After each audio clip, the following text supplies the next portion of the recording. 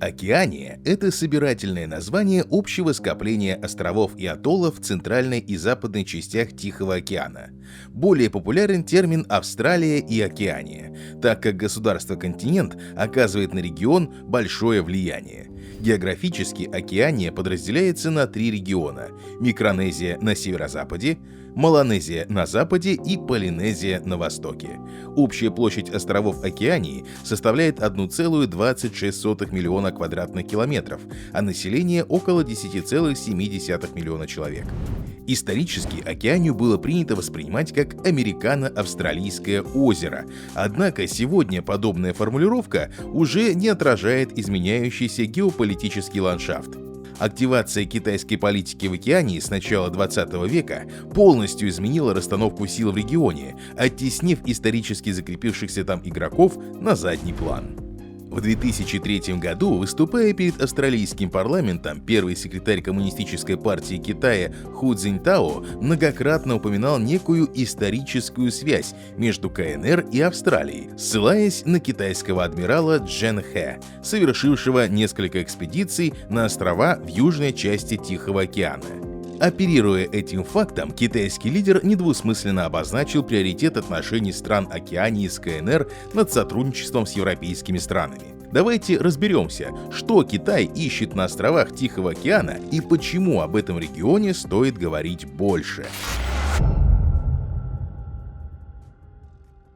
Несмотря на то, что в Океании проживает всего лишь 0,1% населения планеты, страны региона составляют 7% голосов в основных международных организациях, в первую очередь в ООН. Признание Тайваня частью КНР – это первое требование Пекина к стране, которая хочет быть его партнером. Таким образом, каждый, кто хочет установить официальные отношения с Китаем, для начала должен отказаться от официального признания Тайваня независимым государством, если таковое имеется. Сегодня Океания – это один из последних оплотов Тайваня в дипломатической войне с КНР. На момент 2020 года Тайвань имеет дипломатическое признание Тувалу, Науру, Маршалловых островов и Палау. В 2004 году премьер-министр Вануату Серж Вахор был вынужден уйти в отставку после неожиданного обнародования данных о его финансовых махинациях с участием тайбэйских чиновников. Интересно, что произошло это сразу после того, как его кабинет принял решение установить дипломатические отношения с Тайванем. В 2006 году в Палау состоялся первый региональный саммит, в котором приняли участие 6 государств, на тот момент официально признавших Тайвань – Палау, Тувалу, Кирибати, Маршалловы острова, Науру и Соломоновы острова. Спустя несколько дней в столице Соломоновых островов начались беспорядки, в результате которых протайваньский премьер ушел в отставку, а его преемник провозгласил курс на сотрудничество с Пекином, что в конечном итоге привело к тому, что в сентябре 2019 года Соломоновы острова установили с Китаем дипломатические отношения. На тот момент Китай уже был крупнейшим торговым партнером Соломоновых островов. Двусторонний объем торговли в 14 раз превышал объем торговли Хониары с Тайбэем, а в октябре 2019 года Хониара подписала меморандум о присоединении к китайской инициативе «Один пояс, один путь». По данным Всемирного банка, в 2017 году Соломоновы острова экспортировали в Китай товаров на сумму $554,8 миллиона. Согласно официальному заявлению островов, 36 лет отношений с Тайбэем продемонстрировали, что Тайвань не собирается вносить существенный вклад в развитие инфраструктуры и поддержку экономического роста региона. А с инфраструктурой у Соломоновых островов проблемы. На 20 квадратных километров приходится всего 1 километр шоссейных дорог, что является самым низким показателем в тихоокеанских странах, а во многие регионы можно добраться лишь на моторной лодке. Еще одной победой Китая на дипломатическом фронте в Океании является отказ Кирибати от признания Тайваня и установление с государством дипломатических отношений в сентябре 2019 года. На островах Фиджи, где с 2006 года у власти находится военная хунта, Китай обошел всех западных конкурентов. Дело в том, что Пекин очень часто закрывает глаза на нарушение прав человека, ставя в приоритет экономические интересы. Например, в 2009 году Пекин сотрудничал с Муса Дидас Камара, диктатором из Гвинеи, по чьему приказу на стадионе в Конакри были расстреляны десятки оппозиционеров. Несмотря на то, что ООН призвала провести судебное разбирательство, китайская инвестиционная корпорация примерно через месяц после расстрела выделила Гвинее $7 миллиардов. Военный переворот, произошедший на Фиджи в декабре 2006 года, вызвал немедленную реакцию Австралии и Новой Зеландии, которые осудили его как прямую угрозу демократии и региональной стабильности и наложили санкции на членов хунты.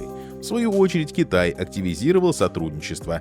С 2008 по 2015 год премьер-министр Фиджи Байнимарама 5 раз посетил Китай, а в период с 2006 по 2013 год совокупная китайская помощь фиджийскому режиму составила почти $333 миллиона. Французская Полинезия – это заморская территория Франции, которая по сути является ее составной частью. Заморские сообщества обладают расширенными правами по сравнению с обычными французскими департаментами. Например, они обладают таможенной и фискальной автономией и имеют отдельную от метрополии систему социального обеспечения. Несмотря на то, что заморские сообщества являются членами Французской Республики, в их отношении действует специальная законодательная система, в соответствии с которой принимаемые во Франции законы не распространяются на них, если только об этом не упомянуто специально. Они имеют местные правительства, чья автономия гарантирована на международном уровне и не являются частью ЕС, а также не включаются в международные договоры, подписываемые и ратифицируемые Францией. Заморские сообщества могут самостоятельно заключать международные соглашения, обычно регионального уровня, касающиеся экономики и окружающей среды.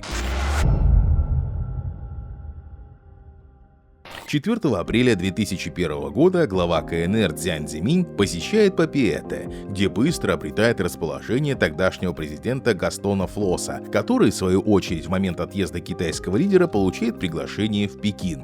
В 2002 году Гастон Флосе едет в Китай, а его беседа с Цзян Цзиминем транслируется по национальному телевидению. Когда Флосе вернулся домой, его главный соперник Оскар Темару заявил, что Флосе продал Полинезию китайцам. 12 сентября 2007 года на Таити открыли китайское консульство.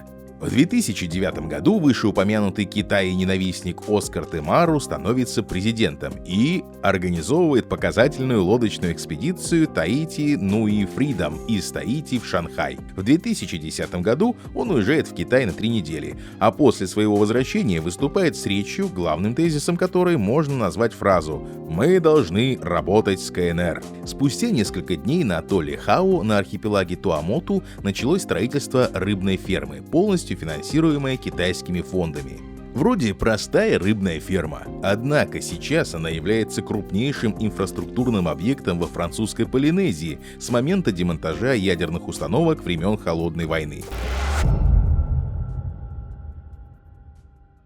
По сравнению с США, Австралией и Новой Зеландией, двусторонняя товарная торговля между Китаем и странами Океании значительно увеличилась за период с 2007 по 2017 годы, и Китай стал крупнейшим торговым партнером региона, обогнав Австралию в 2015 году. А вот другая сторона медали. На данный момент страны Океании экспортируют в Китай гораздо меньше, чем импортируют, из-за чего торговый дисбаланс стремительно растет в пользу Китая. Другая ситуация в Австралии, торговать с которой странам Океании гораздо выгоднее, поскольку они могут отправлять Канберре большое количество товаров на экспорт. Кроме того, торговля Китая со странами Океании неравномерна. Львиная доля экспорта в Китай приходится на Папуа-Новую Гвинею и Соломоновы острова. В 2017 году эти страны экспортировали в Китай товаров на сумму, равную 97% от общего объема экспорта всех стран Океании. Это означает, что экспорт из всех других островных стран в Китай составил всего 3% от экспорта региона. Похожая ситуация и с импортом. В 2017 году Маршалловы острова импортировали китайских товаров на $3 миллиарда, что составляет 2/3 экспорта Китая в страны региона. Страна покупала корабли и катера из Китая, которые затем реэкспортировала в другие страны. Таким образом, растущее коммерческое присутствие КНР в Океании объясняется торговлей Китая с Соломоновыми островами, Папуа-Новой Гвинеей и Маршалловыми островами, в то время как 11 оставшихся стран Океании не особо подвержены влиянию торговой политики КНР. Создание в апреле 2006 года Форума экономического развития и сотрудничества стран Океании и КНР дало доступ к притоку китайской финансовой помощи, в первую очередь льготных займов. Они имеют 2-3% ставку и период погашения 15-20 лет, включая 5-7 лет льготного периода. В апреле 2006 года и ноябре 2013 года Китай пообещал выделить Тихоокеанскому региону 2 крупных льготных кредита на сумму $474 миллиона на следующие 3 года и $1 миллиард США на следующие 4 года соответственно. Однако Австралия до сих пор остается крупнейшим финансовым донором в Океании. Более того, австралийская помощь более безопасна. В отличие от Китая, невыплата кредита которому чревата серьезными потерями, Австралия выделяет финансовую помощь в виде грантов. Таким образом, нельзя утверждать, что Океания находится под китайским влиянием. Несомненно, за последние годы оно возросло, однако еще очень рано говорить о китайском преобладании в регионе. В конце концов, Китай тратит на Океанию только 4% от своих общих внешнеполитических расходов. Большое спасибо за просмотр. Пожалуйста, оцените это видео и поделитесь им с друзьями. Подписывайтесь, оставляйте комментарии и читайте нас в Telegram. Ссылка будет в описании. До новых встреч!